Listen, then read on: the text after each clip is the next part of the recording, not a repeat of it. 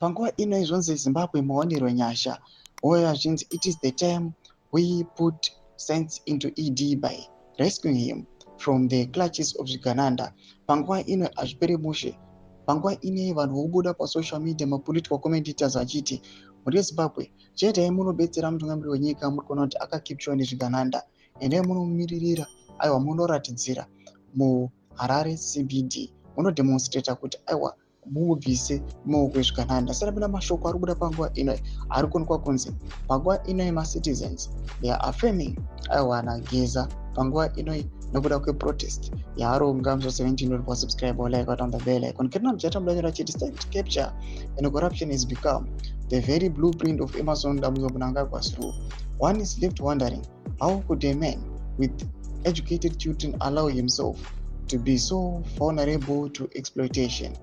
The entire Mnangagwa family has failed to bring sense into ED. Instead, they have joined the gravy train, drowning in arrogance and corruption. Time and again, we have witnessed ED appearing intoxicated and engaging in cultic rituals within government institutions, a disgrace to the dignity of national leadership. Fellow Zimbabweans, it is time to put sense into ED by rescuing him from the clutches of Zvigananda. Let us stand tall, united, and defend our nation from his deepening rot before it consumes everything we hold dear.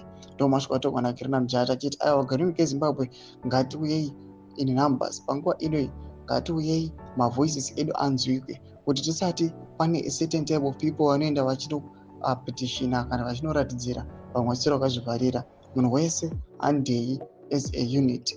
Panguva ino let us unite, tinozvimiririra sevagari keZimbabwe because chichaafecta mumwe chichaafecta munhu wese. Kana mukasaratidzira asi kana the end result yezvigananda yakuzoafecta vanhu inoafecta mwana wese wenyika yeZimbabwe. Tudze mafunguro enyu muri kudii pamusoro pechitiko ichi.